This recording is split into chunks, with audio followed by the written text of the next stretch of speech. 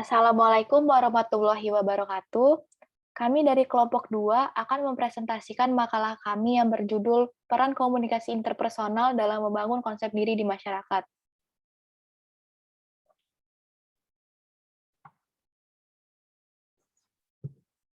Kelompok 2 terdiri dari 5 anggota, yaitu Fadia Ramadhania, Putri Azura Krisnawijayanti, Hemalina, Galuh Nadia Utami, dan Ari Muhammad Lutfi. Pada presentasi makalah ini, kami membagi ke dalam 3 pokok isi presentasi, yaitu pendahuluan, pembahasan, dan kesimpulan. Yang pertama adalah pendahuluan yang terdiri dari latar belakang, rumusan masalah, dan tujuan dari pembuatan makalah. Komunikasi interpersonal berperan penting dalam membangun konsep diri dari seorang individu. Konsep diri adalah cara pandang dan perasaan seorang individu terhadap dirinya sendiri. Membangun konsep diri di masyarakat sangat penting karena seorang individu melakukan komunikasi interpersonal berdasarkan konsep diri yang ia miliki. Ketika berkomunikasi, tentu saja komunikan dan komunikator saling memberikan efek satu sama lain. Terdapat beberapa hal yang ditiru secara tidak sadar oleh komunikan dan komunikator selama dan setelah komunikasi berlangsung.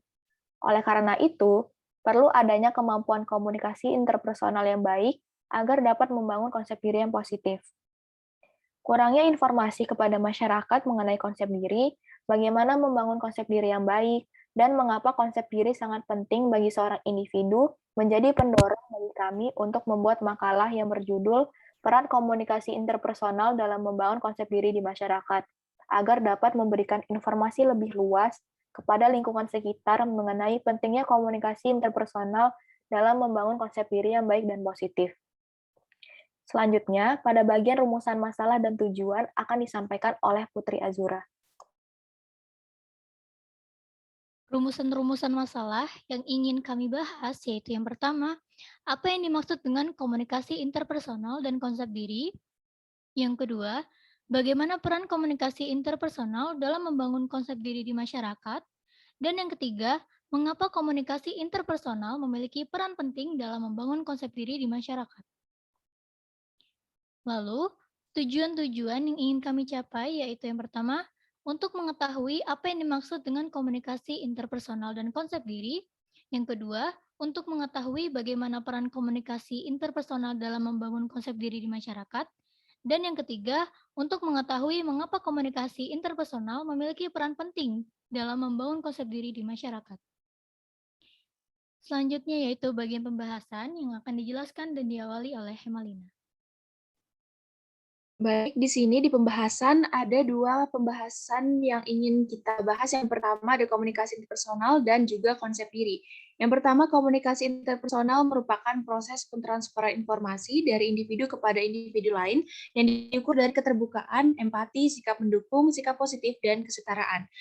Buku Hartley tahun 2014 menjelaskan bahwa komunikasi interpersonal memiliki 7 proposisi, yaitu komunikasi yang melibatkan pertemuan tatap muka antara 2 peserta komunikasi, melibatkan 2 orang dengan peran yang berbeda namun tetap saling berhubungan, selalu berlangsung secara 2 arah.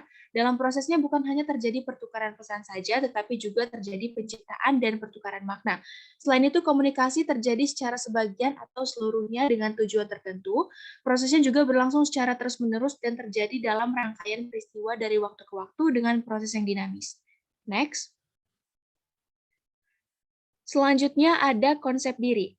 Menurut Agustin H. tahun 2006 halaman 138, konsep diri adalah gambaran yang dimiliki seseorang tentang dirinya yang dibentuk melalui pengalaman-pengalaman yang diperoleh dari interaksi dengan lingkungan.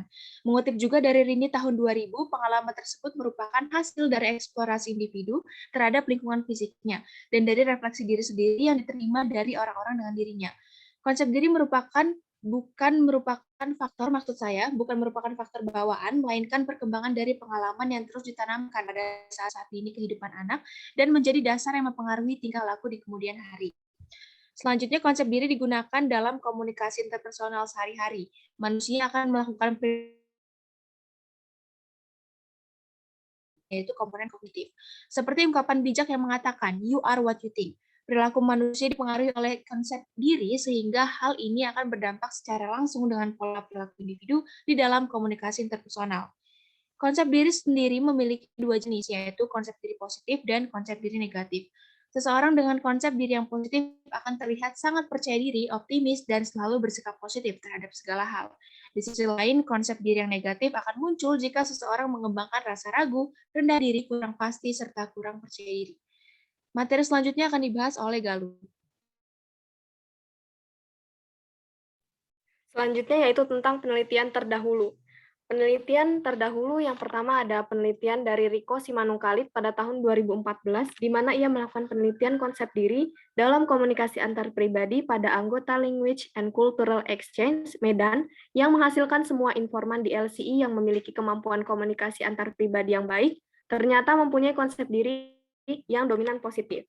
Lalu penelitian selanjutnya yaitu dari Cynthia Yusmansyah dan Sinta pada tahun 2019, di mana mereka melakukan penelitian tentang hubungan antara konsep diri dengan komunikasi interpersonal pada siswa, yang hasilnya terdapat hubungan positif dan signifikan antara konsep diri dengan komunikasi interpersonal pada siswa kelas 8 SMP Negeri 24 Bandar Lampung tahun ajaran 2017-2018.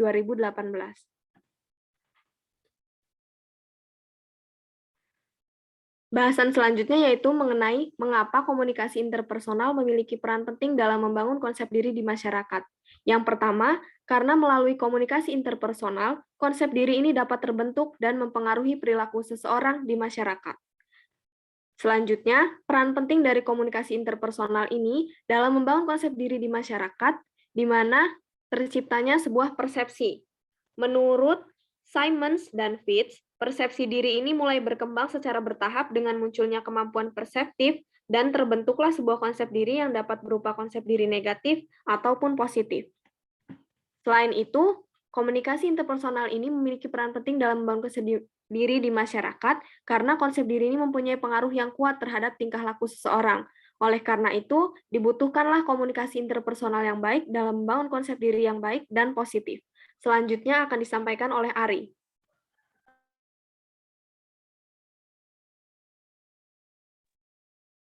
Baik, selanjutnya yaitu kesimpulan. Yang pertama, komunikasi interpersonal merupakan proses pentransferan informasi dari individu kepada individu lain yang diukur dari keterbukaan, empati, sikap mendukung, sikap positif, dan kesetaraan. Yang kedua, konsep diri adalah gambaran yang dimiliki seseorang tentang dirinya dan digunakan dalam komunikasi interpersonal sehari-hari. Yang ketiga, melalui komunikasi interpersonal, konsep diri dapat terbentuk dan terciptanya sebuah persepsi. Yang keempat, konsep diri dapat mempengaruhi tingkah laku seseorang di masyarakat. Oleh karena itu, pentingnya membangun komunikasi interpersonal yang baik agar dapat terbentuk konsep diri yang baik pula. Dan yang terakhir adalah saran. Kami berharap penulisan makalah ini dapat bermanfaat untuk keperluan studi lanjut mengenai peran komunikasi interpersonal dalam membangun konsep diri di masyarakat. Dengan adanya kesadaran mengenai pentingnya peranan komunikasi interpersonal dalam membangun konsep diri, kami berharap para pembaca dapat membangun konsep diri yang baik dengan cara memahami secara mendalam komunikasi interpersonal. Selain itu, kami juga sangat menghargai apabila pembaca mau belajar membangun konsep diri dan memahami tentang komunikasi interpersonal. Berikut referensi buku dan jurnal yang kami gunakan dalam membuat makalah ini.